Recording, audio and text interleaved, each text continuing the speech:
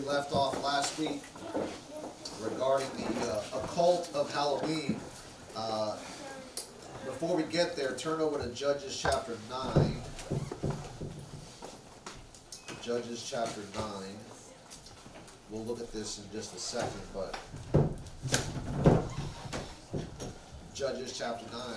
All right, last week we started talking about the Canaanite Phoenician migration over into Europe. And as I said, when Israel took over the land of Canaan, many of the inhabitants of the land stayed, but many were killed, and then also many left and migrated into Europe and then farther out into the east. We must also remember that, and we'll get there in a second, but the Jews, having lived in the land of Canaan and living amongst the Canaanites, at some point turned over to strange gods in the land. And for that, God drove them out of Canaan land and scattered them throughout the world. But they were taken captive by the Assyrians and also by the Babylonians. And so from about 700 BC to 586 BC, Israel was kicked out of the land. Now, of course, they came back in over some time. We read about that with Ezra and Nehemiah, how they came back into the land. And but don't forget also that even after that, they turned over to the strange gods. And so you have 400 years of silence between Malachi and the time that Christ shows up.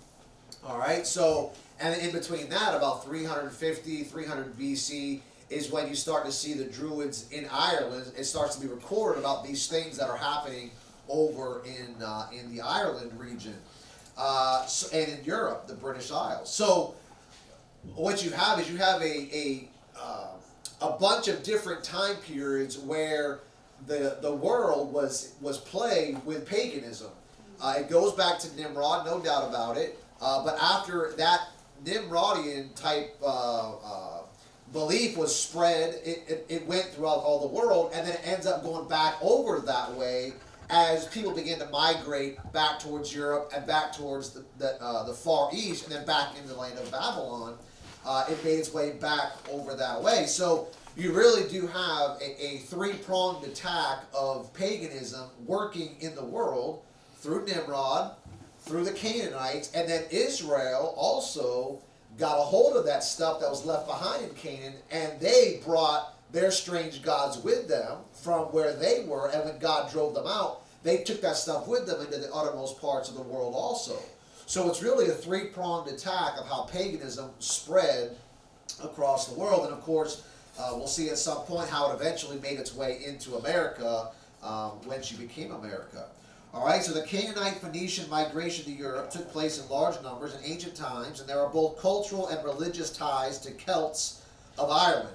The Jews, also having been scattered upon their dispersion between 700 BC and 586 BC for having worshipped false gods, brought their mixed forms of worship into other areas of the world, including both Europe and Asia. Since early times, the Israelites sinned against God by adopting many of the pagan practices of their neighbors. And so we find evidence of both Canaanite Phoenician and Canaanite culture among their descendants in Europe and Asia. All right, I'm going to cite Dr. Thomas More in his work entitled The History of Ireland. Thomas More, The History of Ireland, page 40. Most common of all Celtic monuments was the cromlech. Now, a cromlech is a stone circle, a ring of standing stones, most found in northwestern Europe, especially in Britain, Ireland, and Brittany, and typically date from the late Neolithic to the early Bronze Age, with most being built around 3000 BC. So 3000 BC, you're dealing with Abraham, Isaac, and Jacob, the patriarchs, and all that kind of stuff there. Is to be found not only in most parts of Europe, but also in Asia, including Eastern Mediterranean. Not less ancient in general among the Celtic nations was the circle of upright stones, with either an altar or a tall pillar in the center. And, like its prototype at the temple of Byblos, Phoenicia, and Gilgal, which is ancient Israel, serving sometimes as a temple of worship, sometimes as a place of national council, or also inauguration. The rough unhewn stone used in their circle temples by the Druids. So what you would have is you'd have a circle of stones upright, and sometimes within those circle of stones that were upright was found a temple or an altar in the midst of it, and it was used for all different sorts of things, from worship to inaugurations, like you have downtown in Washington D.C. You may look at that thing from an aerial view, and you might see where they do the inauguration. It's something very similar. Dr. Buford, in his book Druidism Revised, says it's remarkable that all the ancient altars found in Ireland, and now distinguished by name of cromlechs or sloping stones, were originally called Bothal, B-O-T-H-A-L, which stands for the house of God. And they seem to be of the same species as those mentioned in the book of Genesis, called by the Canaanites Bethel, or discovered in Byblos, Phoenicia, which has the same signification as the Irish Bothal. Judges chapter 9, verse 6. Let's look at that. Judges 9, verse 6. So what we're looking at is how in the Old Testament there were stones that were used as a place of ordination or inauguration and worship. All right, in the Old Testament, before there was a temple made, especially in the book of Judges, there's no temple at this time. There's no temple house built until David shows up. So you had the tabernacle that God had them make, and that tabernacle was put primarily in Shiloh. Shiloh was where the tabernacle was before it was moved into Jerusalem. And so here in Judges chapter 9, verse 6, and all the men of Shechem gathered together, and all the house of Millo, and went and made Abimelech king, watch it, by the plain of the pillar that was in Shechem. So here's a pillar that was used by way of ordination. Look at 2 Kings chapter 11. So again, what you're finding is in Ireland were these pillars, these stones that were erected, that were used for the same things they had been used for in the Old Testament. Well, how did these people in Ireland know how to utilize these same things that are being used by God's people or by the Canaanites over here? Well, obviously it was brought with them. The tradition, the culture, the ideology was brought with them throughout the ages. All right, so 2 Kings chapter 11. And again, what you'll find is it's not just the pagans that are using it. God has ordained these things. God has allowed these things for his own people to make use of. So we see it's not just Nimrod incorporating and using evil, wicked practices. It's God that's allowing these things to take place, but for good. Right. What happens is when they begin to worship strange gods by taking God's stuff and mixing it in with pagan stuff, that now it becomes something that is pagan, and which eventually becomes Hell-O-Ween. It's what the Bible calls pergamos, much marriage. It's the church and the world marrying each other. Well, we're supposed to come out from among them and be separate, saith the Lord, and touch not the unclean thing. A Christian, they're supposed to put differences between the holy and the profane, right? We're supposed to make division between the things of God and the things of the world, and try to keep them as much as lies within you separate. All right, 2 Kings chapter 11, verse 14. And when look back up at verse 13. This is where Joash is made king. And when Athaliah heard the noise of the guard and of the people, she came to the people into the temple of the Lord. And when she looked, behold, the king stood by a pillar, as the manner was, and the princes and the trumpeters by the king, and the people of the land rejoiced and blew with trumpets. And Athaliah rent her clothes and cried, treason, treason. So now we're inside the temple the Lord has ordained to have been built, and notice what he's standing next to a pillar. Pillars were something that God allowed to be used as a place for ordination, ordaining a king or a judge, or if it happened to be a queen. But these were things that were used by God to ordain, to hold sort of ceremonial traditions, if you will. And of course, these things you'll find even in Great Britain, and again you'll find them even in the America at the White House. Look at 2 Chronicles chapter 23.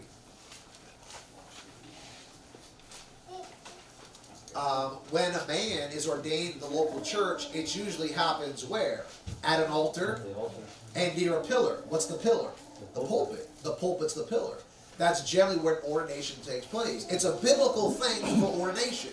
And it's a biblical thing for a church to have an altar That's what we call this thing here. And to have pillars. That's what we call this thing here. But the Bible also calls what? People as pillars. People are pillars. So ordination takes place by pillars. That is men that are pillars in the local church as part of the ordination ceremony. Nothing wrong with that whatsoever.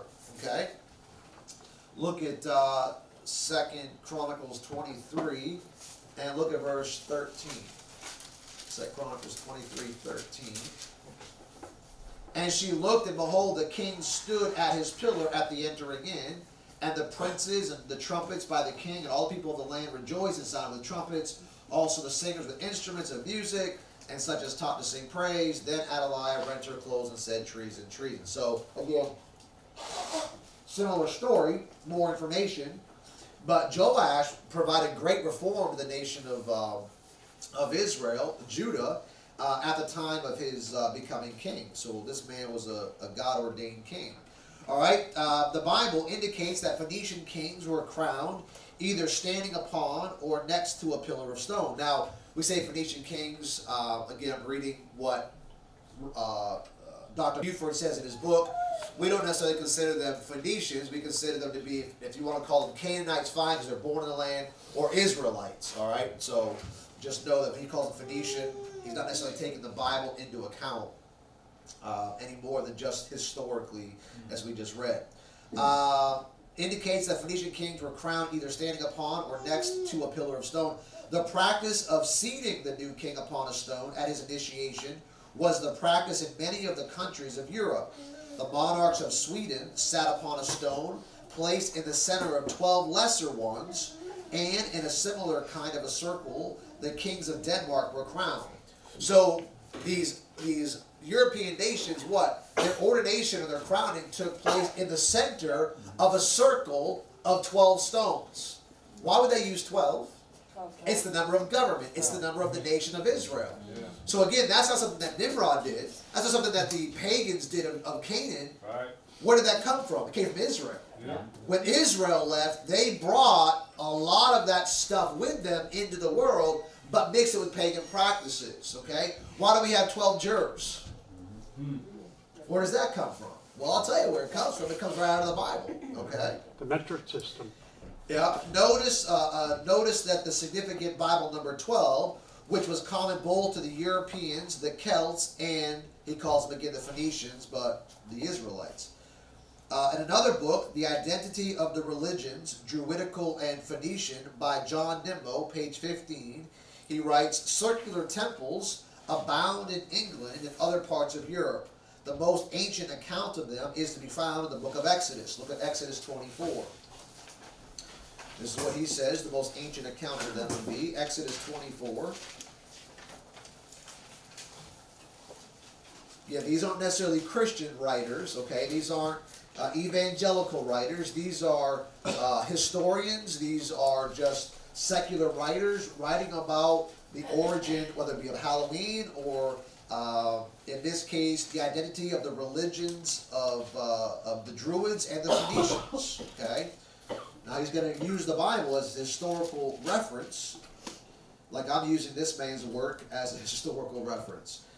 He may not put any more stock in the Bible, but we obviously do. Exodus 24, verse 4.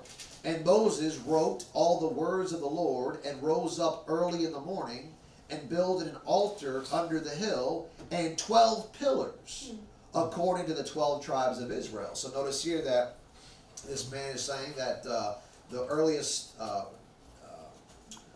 description of pillars, 12 pillars being used, with an altar in the middle of it, is here in Exodus 24:4. And again, something that God allowed to take place. Okay. Now, of course, we know there's more altars than this built prior to this, but as far as there being 12 pillars being involved, I don't know that there's anything earlier than that. Moses, he says, the most ancient account of them is to be found in the book of Exodus, Exodus 24:4. And Moses built an altar under the hill and 12 pillars according to the 12 tribes. This is from a website called the Historic UK. Who were the Druids? Druids were polytheistic and had female gods as sacred figures. Okay, so Druids worship many gods. Now they weren't monotheistic. Although if you type in "are Druids monotheistic," you will find some Druids, like there are many sects of Catholicism, there's many sects of Protestantism, of Baptist, there's many sects within the Druids as well. Their own religion, they have many different, so some are monotheistic, they worship one goddess or one god, but by and large they're polytheistic.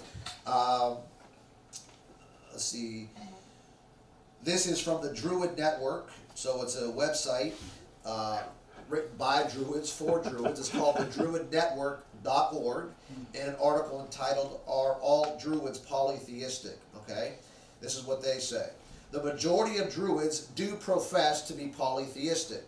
Some gods are forces of nature that are obvious, such as the sun, the moon, the stars, the earth, the river, the rain, the corn, and mountains. Some are powers of nature that hold the fabric of existence, such as fertility, love, gravity, death, hunger, fate, and regeneration. Some gods are ancestral forces, powers that guide us as human beings in our relationship with the non-human world and with each other, so the spirit world. These gods are those gods of justice, trade, and communication. Some refer to their gods with the names and teachings found in our myths, history, and folk tales, while others use personal and private names for their gods. Nice. So a plethora of gods for the Druids. Now again, it is the Druids that we and the world primarily attributes the start of Halloween to. Okay? So if Halloween comes and starts with the Druids, then we know that Druids are not monotheistic by and large. They're polytheistic, worship everything from fertility to the sun.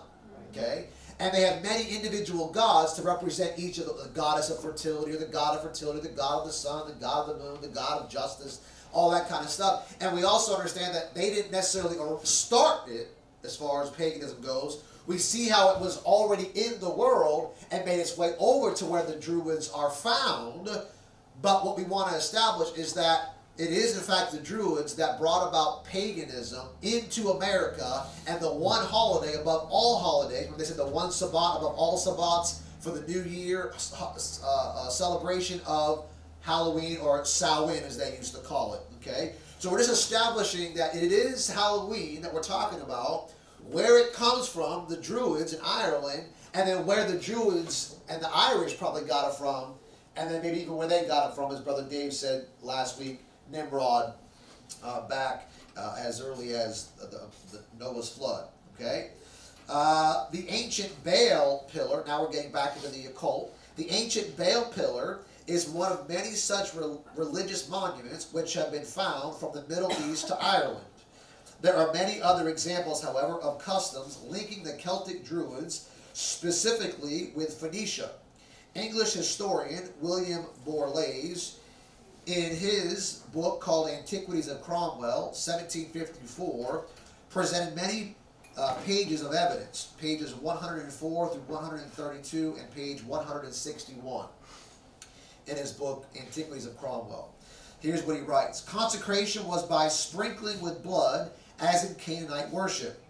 Druid priests were clothed in white, similar to the Canaanite priests were clothed in white ephod. Sacrificial victims were bled to death, and the blood was collected in basins, which served to sprinkle the altars. Bulls were sacrificed, and the image of a bull, Baal, the heraldic sign of one Canaanite tribe, was carried into war. So I know we always hear about Celtic priests and Druids wearing black. You get that a lot. That isn't necessarily true, folks. This guy writes in 1754 that these Druid priests wore white. Why would they wear white and not black? Because they didn't necessarily come from Nimrod, but where did they come from? Phoenicia Canaanite. Who was in the land of Phoenicia Canaanite? The Israelites. Israel came out wearing white linen. So they brought their religious clothing mixed with paganism into the world. So they have priests, yes, but they weren't wearing black. They're wearing white. See how those things can get mixed up? You read too many guys, you read the same guy all the time. You think everybody's wearing black, therefore the Catholics wear black. Well, sure, that could be true, but you can't necessarily link that because there's enough contradictory evidence to say they're wearing white. See. And I'll give you a reason for that in a second. But this again, Antiquities of Cromwell, page 104 through 132, 1754, by William Moore Fates, on the connection to the Druids to Phoenicia, Canaanites. While, this is continuing on in his book, while they performed their horrid rites of human sacrifice, the drums and trumpets sounded without intermission, that the cries of the miserable victims might not be heard. Right? So they got drums beating and they got trumpets blowing, so you can't hear the screams of the victims who are being sacrificed. So now we have a guy who's writing in 1754, folks. It's pretty good history here, closer than to where they started than where we are today. And he's saying they used drums and trumpets. So he's saying there were human sacrifices made. Okay. Look with me in Jeremiah chapter number 7. I started thinking about this. Remember how I showed you last week or 2 weeks ago how there was a disciple of St. Patrick who offered himself to cleanse the land of sin? And we thought, how in the world could somebody do that? I'm coming back to my Bible again, and I'm reading the book of Judges. You know there was a human sacrifice made so that her daddy could keep a vow? Yeah. Oh, right. Ain't that wild? A human person allowed themselves to be offered on a sacrifice in order to keep her daddy's vow intact. And you know who didn't stop it was God. There's something that I can't understand, folks, about how a human sacrifice at one time, at least, was allowed by God. I'll give you another one that he stopped it, but Abraham and Isaac? Ain't that a wild thing? I'll give you a better one. How about Jesus Christ? Yeah. Now, folks, I'm not saying we have to go and take our life so we can cleanse the land, but do you know what the death penalty is, folks? Yeah. That Bible says that you can't cleanse the land except by taking the life of the one who shed the blood, That's right. the innocent blood. That's how it's cleansed. Capital punishment is in the Bible. Yeah, that's right. And human sacrifice was in the Bible as a means of stopping a thing from taking place or cleansing the land of something that already did take place. So we have to understand where we were then and where we are now. Okay, so I just some of that stuff kind of blows my mind when I think about how could St. Patrick allow it? How could this man allow something? They're still trying to figure out rightly dividing. Yeah. St. Patrick wasn't a dispensationalist. He couldn't rightly divide Old Testament from New Testament like you and I can today. So this guy's just doing what he thought was right to do. You understand what I mean by that? All right. Jeremiah chapter number 7. So some of these priests that sacrifice humans, and again, we see how maybe it came over from Israel. Why would Israelites allow it to take place? Well, they'd seen it in their own culture. And they're not rightly dividing the Bible either, are they? In fact, they're the ones that said, crucify him, crucify him. They thought that one man should die for the nation. Yeah. Okay? They had no problem with that. Folks, we're talking about with Rebecca just this past week. The Lord, and Brother Brad brought it up for discussion on a Wednesday night, the Lord had them drag out Achan for stealing something and stone that man and his family, his sons and his daughters, and then burn them with fire. And his kids didn't do anything wrong. And the Lord said, stone them and burn them. You know, there's no sign at all. Get off course here. I better correct myself in a second, otherwise we won't get through. But there's no sign that the Lord saying, stop it. The Lord ordained it. And we say, how in the world could human sacrifice be made to cleanse the land of a one little sin that Achan did, and God was the author of it? And none of those folks who don't seem like batted an eye at it. That blows my mind, folks. You want to talk about everybody doing the same thing at the same time for the same reason, being like-minded, as I preached about Wednesday night? You better hope that Joshua had God's mind on that matter, otherwise you're picking up a stone and killing little kids for the wrong reason. Yeah. Those folks followed what that preacher said to do without questioning whether it was God or not that said to do it. Now you say, well, that sounds like cultism. I'm telling you where they were back in the days of Joshua, folks.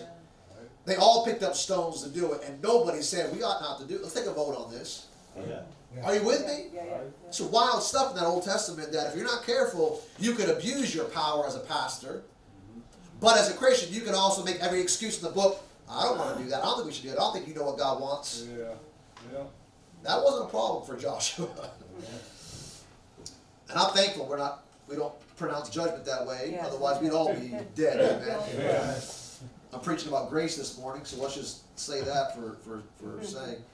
Jeremiah chapter number 7 and verse number 31. So we understand how that maybe they didn't get their doctrine straight when they were in the land of Ireland killing people. Jeremiah chapter number 7 verse 31. It says, and they have, actually look at verse 30, and the children of Judah have done evil in my sight, saith the Lord. They have set their abominations in the house which is called by my name to pollute it. And they have built the high places of Tophet, which is in the valley of the son of Hinnom, to burn their sons and their daughters in the fire, which I commanded them not, neither came it into my heart. Therefore, behold, the days come, saith the Lord, that it shall no more be called Tophet, nor the valley of the son of Hinnom, but the valley of slaughter, for they shall bury in Tophet till there be no place. So obviously there's a place where God ordains the taking of human life when he pronounces judgment. But these folks are killing children and making human sacrifice not for God, not for godly reasons, but for other reasons, for pagan reasons. So we understand that there's a allowance of God in the Old Testament for human sacrifice, for death penalty to be imposed upon humans, even if they weren't the one that committed the sin. That was clear. But then there's a whole nother side to this thing where humans were being offered and children being offered as a sacrifice, not for God, but to find favor with the gods, for crops, for fertility, and they're making a mockery out of what God had allowed and using it for their own personal gain, and they're trying to say, well, God, you allowed it, so therefore, and that's how anything can creep into any circle of religion, folks. Yeah. And it can happen in our own Baptist churches, folks. So it's, again, I want to try to stay on topic, but we have to understand that what the Jews did here at great horrific images of children being burned in the fire, all they did was take something that was allowed by God here and make it ungodly and pagan and unholy in their worship. And unfortunately, Laodicea, we've done the same kind of a thing. Yep. We've brought the world into church and called it worship. Yeah. And there's not in God's eyes much difference between that. Right. Because God says that the first and foremost, the order is worship me and me alone. Amen. God saying that. Exodus chapter 20. Any form of worship that breaks away from God becoming first, whether it be human or whether it be in waving your hands in the air and putting on a little musical show to keep the people informed and keep them happy, God considers it to be satanic. Yeah. Okay? Or taking some kind of Hell-O-Ween spooky night and turning into a religious service to make everybody feel like they can have both the world and church. No, we can't. All right. Here we see that this guy writes, the Canaanite Phoenician place of human sacrifice was called Tophet. And what does the word Tophet mean? It means the place of the drum. The place of the drum. That's what Tophet means, the place of the drum. So obviously when they're offering these human sacrifices, what were they doing? They were beating the drum. What were they doing in Ireland? What were the Druids doing? They were beating the drum while humans were being sacrificed. Notice the sin was carried out by the children of Judah in verse 30. So they brought that stuff over with them into Ireland. All right, continuing on, this Antiquities of Cromwell. They prayed with uplifted hands, these Druids, the priests. They prayed with uplifted hands. They examined entrails for necromancy and held the oak in veneration. Now, of course, Paul says that I would everywhere that men would pray lifting up holy hands. So they're incorporating something that's in the Bible within their own forms of worship, just the wrong way to do it. Of course, looking at entrails for necromancy, we don't favor that at all. And the oak in veneration. The oak tree in the Bible is very prevalent throughout the Old Testament. In fact, some even say that Jesus Christ died on an oak tree. I don't know, he died on the Mount of Olives, so I think he died on an olive tree, but that could be up for debate. Nevertheless, the oak tree was something that was venerated. Further, the standoff between Elijah and the priests of Baal, 1 Kings 18, is another example of the similarity between the Celts and the Phoenician priests of Baal. You must remember too, folks, that there with Baal, worship in Elijah's day, that was by Jezebel and Ahab. And I believe it's Jezebel, she's a Phoenician. I think it's Jezebel, she's a Phoenician, if I remember correctly. And you can go look that up somewhere around 1 Kings chapter 16, 17, 18. You find out, I think her daddy was Ethbaal. I think that's his name, Ethbaal, who's a Phoenician king. And so there you have the Phoenicians and Baal worship. And again, they're trying to tie, this guy here is trying to tie the connection between Ireland, the Celts, the Druids of Ireland, and Phoenicia and Baal worship, and kind of show you the similarities. Further, the stand-up between Elijah and the priests is another example of the Celts, Phoenician priests, and Baal. The Druids used the magic wand as an imitation of Moses' rod, or you can say Aaron's rod that budded also. They poured libations. They sacrificed upon the tops of rocks. They investigated truths by lots. They anointed rock pillars with oil. They marked out boundaries with stones. In these and so many other distinctive ways, the religious customs of the Celts and the Canaanite Phoenicians, and you can say Israelites, bear an unmistakable resemblance. And all that stuff I mentioned there, Moses' wand or rod, the oil that had rocks, that had oil poured on it, all that stuff there, you can find the lots. Lots were used even in Paul's day to figure out who the next disciple was going to be. So lots were there, very, very much so. It is believed, okay, now we're going to move on. That's the end of the Antiquities of Cromwell. This is my writing here, then we'll get into some more resources. It is believed that Druids would drink their victims' blood and eat their flesh, not specifically on Samhain, but in times of war and at other points throughout the year. And I've looked this stuff up. It isn't just the Celts that would drink human blood. The Africans, they would do the similar sort of a thing. And cannibalism, they would do that kind of stuff. And it's not just found amongst the Celts and the Druids. It's found even in the world today, quite possibly amongst... Ustashi in Croatia. Ustashi in Croatia in the Second World War. Okay, well there's The some Nazis more. in the Ukraine are doing it. Okay, there's some more stuff there. Same group. So it would be unmistakable or unremarkable to have human blood being drank and flesh being eaten. But to connect it to the Druids, because what folks will say, and again, I've said it, but I've given you some evidence to show there was human sacrifice in the land. But now we're going to go beyond just sacrificing humans. Were humans eaten? It was blood drunk in the land of Ireland by these Druids. And does that connect anything that was taking place there to Halloween today? And I'm going to give you some resource here to prove that there was drinking of human blood, there was eating of human flesh, and then tie that into Halloween and the occult.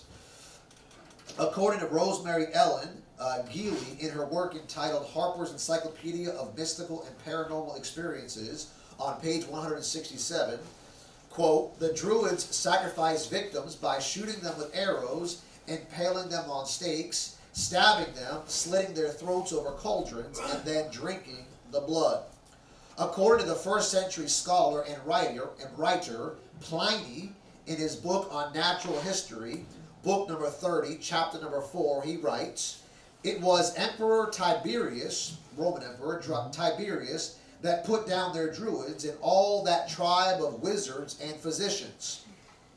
Physicians being like witch doctors, if you will. Such being the fact, then, we cannot too highly appreciate the obligation that is due to the Roman people for having put an end to those monstrous rites, in accordance with which to murder a man was to do an act of the greatest devoutness, and to eat his flesh was to secure the highest blessings of health.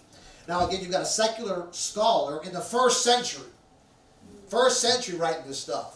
Saying, and again, he's only a couple hundred years removed from the Celts. So when he writes, Pliny, when he writes his book on natural history, he's pretty close to the time that this stuff was taking place. And he writes that when the Roman Emperor Tiberius had put an end to it, he calls the Druids a tribe of wizards and physicians, and by that we mean witch doctors. And he's saying that these wizards and these witch doctors or physicians, they would murder people. That's a great devout thing to murder somebody. But beyond that, if he were to eat his flesh, it was to secure the highest blessings of health. So we said health, a god to be worshipped by the Druids, came as a result of eating human flesh. So they're eating human sacrifices to the gods as a means of acquiring blessing from the gods. See? Paganism. In Genesis chapter 9, verse 4, we're not going to turn there, cannibalism is forbidden.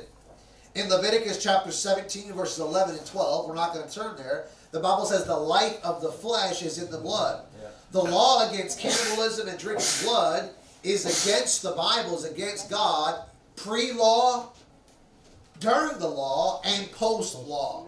There's never been a time in the Bible, even when God allowed Jephthah's daughter to be killed, and when God allowed the capital punishment on you, He never allowed their blood to be drank or their flesh to be eaten. Okay? And yet we see that this is a thing that came into the world. Why did God say you can't eat flesh and can't drink blood? Why do you think God put that in there? Because it was happening. Pre-flood, post-flood, pre-law, post-law, during the law, these things were happening. So clearly, it was a thing that was always in the world that God tried driving out. And clearly, leaving the pagans in the land, the Canaanites in the land, the Israelites were overcome by it at some point and practiced it and passed it down into other parts of the world. So can we connect Halloween to eating flesh, cannibalism, and drinking blood? I think we can. You ever heard of Dracula? Or vampires? Yeah. In the Eucharist. The glamorization of drinking blood is found amongst the vampires. Such movies as Dracula, Bram Stoker's Dracula, I think it's called. Bram Stoker's Dracula. Most famous movie of all. Interview with a Vampire. That's probably one that I remember the most clearly. Interview with a Vampire. Tom Cruise was in that one. Brad Pitt was in that one. They made, around this time, see, Bram Stoker's Dracula was still kind of like, all right, that's, not really done well. And it was still kind of a gross idea. What they did by putting Tom Cruise still in the prime of his life and Brad Pitt in the early stages of his life, two beautiful men amongst Hollywood, turned them into vampires. Now we have made vampirism a beautiful thing. We're adopting it as something within our culture that is to be admired, that is to be almost idolized and somehow drawn into, sexualized, if I can say, amongst the adults this morning.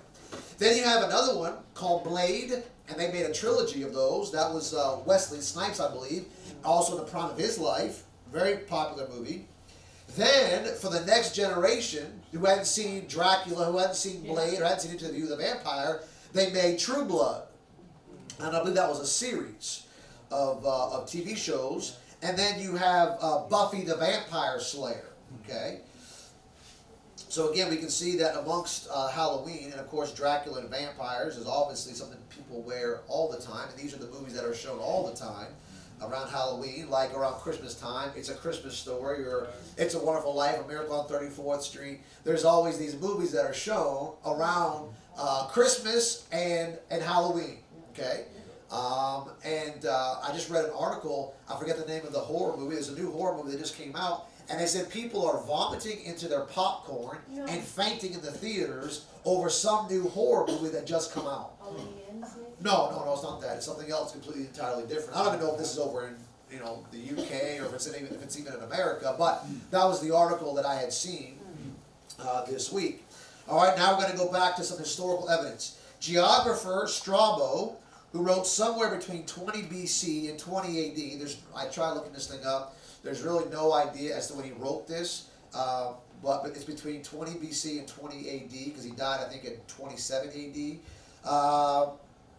Wrote that the Celts were not only cannibals but incestual. Quote, it's pretty lengthy here, but quote, besides some small islands round about Britain, there is also a large island called Ierne, which stretches parallel to Britain on the north, its breadth being greater than its length. Now again, he wrote between 20 BC and 20 AD, so the name is not Ireland at this time, but Ierne, I-E-R-N-E, is what is now known as Ireland. Concerning this island, I have nothing certain to tell, except that its inhabitants are more savage than the Britons, since they are man-eaters, as well as heavy eaters. And since further they count it an honorable thing when their fathers die, to devour them. And openly to have, now forgive me folks, I'm reading something that was written 20 BC to 20 AD. It wasn't meant to stimulate the mind any more than just giving historical account, okay? To devour them and to openly have intercourse, not only with other women, but also with their mothers and sisters. But I am saying this only with the understanding that I have no trustworthy witness for it, and yet, as for the matter of man-eating, that is said to be a custom of the Scythians also. I've touched on the Scythians before. Also, in cases of necessity, forced by sieges, the Celti, the Iberians, and several other peoples are said to have practiced it. This is Strabo in his book on geography, book number 4, chapter number 5. And of course, Leviticus chapter number 18, verse 7. Incest is forbidden. And again, I showed you before, that's possibly what took place with Ham and Noah back in Genesis chapter number 9 there. All right, so if the Lord is forbidding incest and forbidding the eating of flesh and drinking of blood, why do you think that is? It must have been in the world at that time. And so what we find is that in the land of Ireland, again, Strabo, when he wrote this, he goes, I don't have any firsthand knowledge of it, but only what I've heard. And again, I can say that what he heard is probably pretty true to have written it down and to have recorded it, because we know it's true according to the Bible. Right. It's the fact that it was in the world. So if it was in the world at one time, we know it's still in the world today. In fact, not to put too much into your mind this morning, but one of the most predominant curse words in America comes from a place where they talk about incest, if you will, and it's a slang, it's a curse word. What am I saying? All I'm saying is that where this stuff started, Halloween, it's clearly a place of human sacrifice, eating of flesh, drinking of blood, and perversion. And this is where Halloween comes from. So why would any member of any good local church want anything to do with it? And why would any member of the body of Christ want anything to do with it? We would want to abstain from it as much as possible because of the things it reminds us of that are contrary to Scripture. Okay? All right.